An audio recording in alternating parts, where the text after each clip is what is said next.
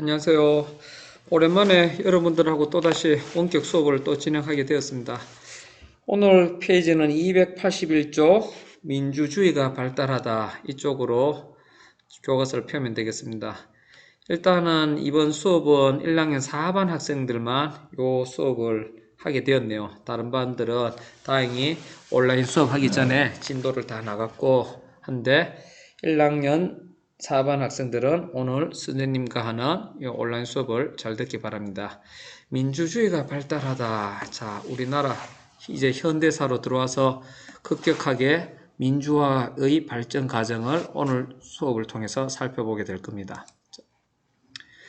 전두환 정부의 강압적 통치에 맞서 시민들은 대통령 직선제 개헌의 목소리를 높여나갔다 하죠.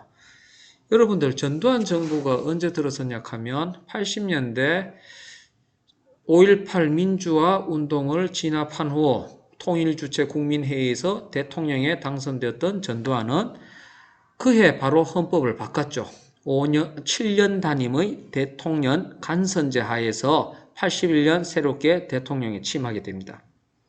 그러한 와중에 자 드디어 87년이 되었습니다. 87년 1월부터 우리 국민들은 또다시 시끄러워지기 시작했습니다.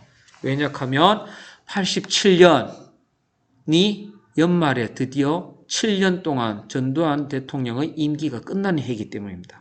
그런데 국민들이 왜 87년 1월부터 많은 시위를 하면서 이런 박종철 대학생 같은 고문치사 사건이 발생하고 국민적 분노가 커졌냐 하면 87년 초부터 우리 국민들은 대통령 직선제 개헌을 요구했습니다. 그런데 87년 4월 13일 날 전두환 대통령은 기존의 헌법을 그대로 고수하겠다, 대통령 간선제를 고수하겠다라는 4.13 호언 조치를 발표했습니다. 이 4.13 호언 조치 발표 후 우리나라 민주화 운동은 더욱더 거세갔죠. 그러면서 온 나라가 진짜 들고 일어날 정도로 독재 타도와 호언 철폐와 독재 타도를 외치며 6월 민주항쟁이 일어나게 된 거였습니다. 6월 민주항쟁. 이 6월 민주항쟁은 우리 사회를 크게 바꾸게 되는 신호탄이 되게 되는데 결국에 그 당시 노태우 다음의 권력 승계자로 내정되어 있었던 노태우 후보가 대통령 직선제 개헌을 선언하는 6.29 민주화 선언을 발표했습니다. 결국 이 6.29 민주화 선언에 의해서 우리나라는 5년 단임의 대통령 직선제를 핵심으로 하는 헌법 개념, 이때부터 지금까지 우리나라는 5년마다 대통령이 바뀌게 되었습니다. 87년 12월부터 5년 단위로 매년 대통령 선거가 있게 되었죠. 자, 그런 와중에 여기에 그 당시 6월 달의 시민들의 함성들이 보이죠.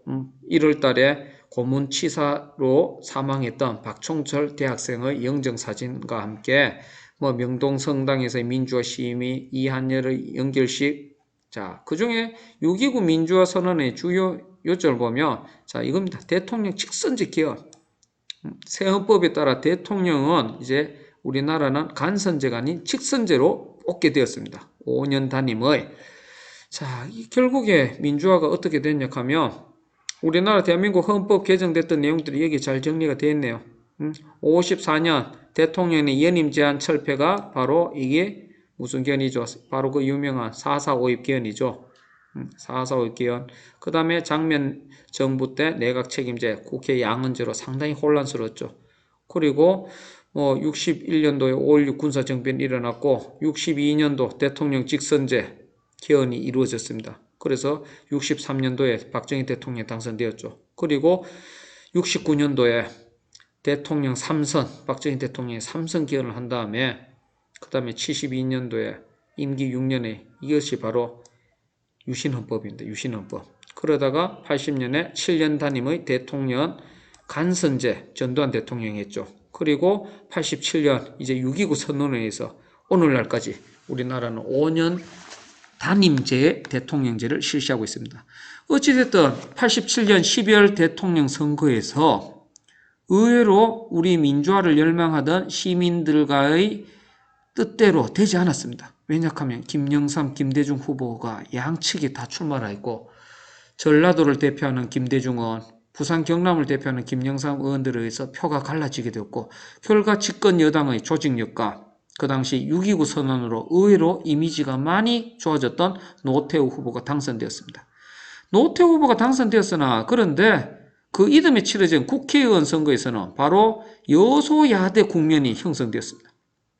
여소야대, 여당 대통령이 있는 당을 집권 여당이라고 부르죠. 근데 여당 국회의원보다 야당 국회의원 수가 더 많은 형국이 그려졌습니다. 그리하여 5.18 청문회가 열려서 전두환 대통령은 그때 강원도에 있는 백담사라는 절로 들어가게 되었죠. 그리고 노태우 정부 시기 때 있었던 중요한 특징들을 살펴보면 일단은 지방자치제가 전국적 실시는 아닙니다. 부분적으로 일단 실시됐습니다. 그리고 언론의 자유가 확대, 그리고 가장 큰 업적은 일단은 그동안 우리가 수교하지 않았던 공산권 국가 북방외교가 추진되었다는 것입니다. 북방외교. 그래서 오늘날 우리가 알고 있는 차이나 중화민국을 버리고 중국과 수교를 맺게 되고 소련과 수교를 맺게 되었죠. 그리고 이제 92년 연말 12월 달에 다음 대통령 선거가 치러지기에 2년 전에 여소야대 형국을 깨기 위해서 노태우 대통령은 특단의 조치를 취합니다. 바로 그것이 김영삼, 김종필 의원과 합쳐진 집권 여당은 3당 합당을 추진하여 민주자유당이라 하는 거대 여당이 창당하게 됩니다. 어떻게 보면 그 다음 대선을 생각하고 있던 김영삼 후보는 노태우 씨와 손을 잡으면서 다음 대권을 향한 의지를 보였겠죠. 그렇지만 그 당시 김영삼 야당 의원은 상당히 군부 세력과 손을 잡았다 하면서 비판을 좀 받기도 하였습니다. 그리고 역시 92년 12월에 치러진 대통령 선거에서는 3당 합당으로 합류한 김영삼 후보가 대통령에 당선되었습니다. 김영삼 대통령의 업적을 한번 정리해 보겠습니다. 자, 가장 큰 업적이 이거죠. 금융실명제.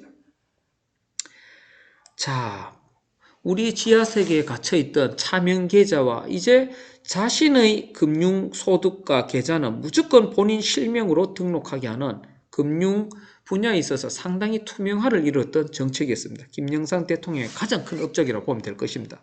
그리고 노태우 때 대통령 때 실시했던 부분적인 지방자치를 전면적인 지방자치로 바꾸게 되었습니다. 전면적인 지방자치.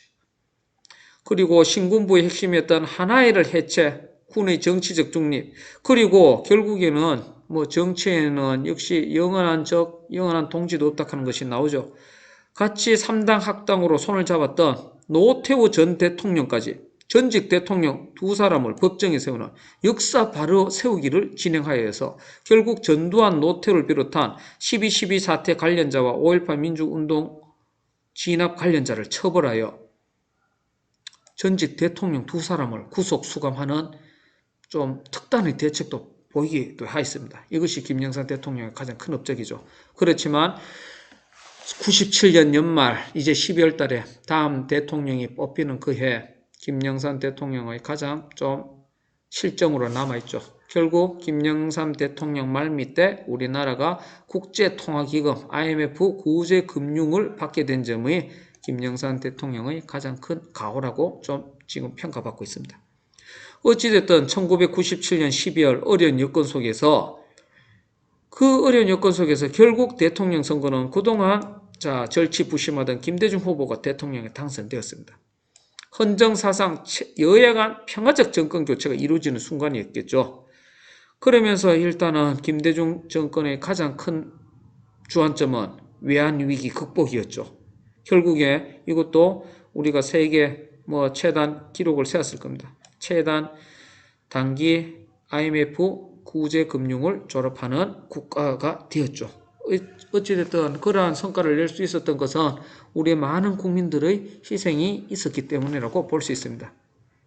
그리고 2000년에 평양을 방문하여 남북 정상회담, 결국 그동안 남북 정상이 처음으로 한자리에 모이는 엄청난 이 세계적 사건이었죠. 결국 김대중 대통령은 이를 비롯해서 노벨 평화상을 수상하게 되었습니다. 노벨 평화상을 2000년.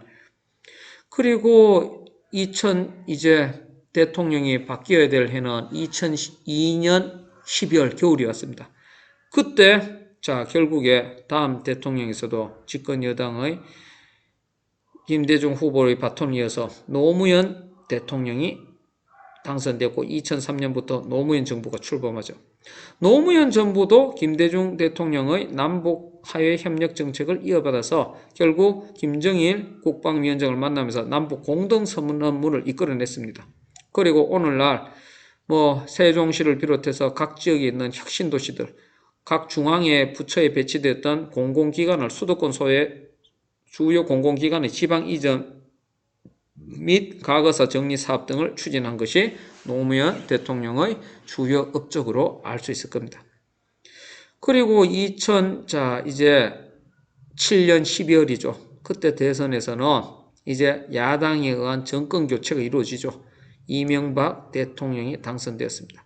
2000년 초반에 서울시장을 하면서 청계천 및 버스 전용 차선제를 통해서 국민적 인지도, 특히 수도권 사람들한테 강렬한 인상을 씹었던 이명박 대통령이 2008년도에 이제 대통령으로 당선되면서 정권 교체가 이루어졌습니다. 이명박 대통령 때의 가장 큰 업적으로 보면 역시 FTA, 자유무역협정을 체결했다는 것이 가장 큰 업적으로 남아있죠. 자유무역 FTA 체결. 이로 인해서 어찌됐든 우리 농산물 시장은 어느 정도 개방은 하게 되었으나 그때를 기점으로 우리나라의 많은 IT 제품과 공업 제품들이 더욱 수출에 활기를 띠게 되었습니다.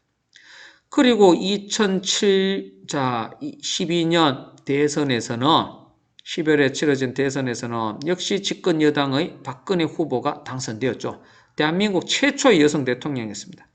그러나 국정 말미에 민간인에 의한 국정농단 사건이 제기되었고 결국에는 우리나라 현직 대통령 사상 파면되었죠. 그렇게 해서 2017년 5월 달에 원래 12월에 치러질 대선이 2017년 한 2월 초에 1월 말경에 대통령이 파면되었고 그로 인해서 결국에는 5월 대선, 벚꽃 대선이 치러지게 되었습니다. 그리고 2017년 5월 치러진 대선에서 19대 대통령 선거 문재인 후보가 당선되었습니다. 문재인 정부는 국민의 나라, 정의로운 대한민국 국정지표를 내걸고 복지, 지역발전, 남북평화에 중점을 둔 정책을 표방하고 있습니다. 여러분들은 여기 이제 각 정부가 추진했던 굵직한 프로젝트, 어떠한 사건에 의해서 어떻게 정권이 교체되었는지, 특히 6.29 민주화 선언, 의미, 그리고 각 87년 12월을 기점으로 5년 단위로 치러졌던 대통령 선거에서 어느 정당에 누가 당선되었으며 그리고 어떠한 국정을 중요 정책 방향을 짚어나갔는지 4반 학생들 여기까지 내용들을 교과서를 꼼꼼히 한번 읽고 정리하면 되겠습니다. 4반 학생들도 이제 다음 시간부터는 정상적으로 쌤하고 이제 시민사회가 성장하다 다른 반하고 이제 진도를 맞춰서 온라인 수업을 역시 한 주 동안 잘 들어주면 되겠습니다. 이상입니다.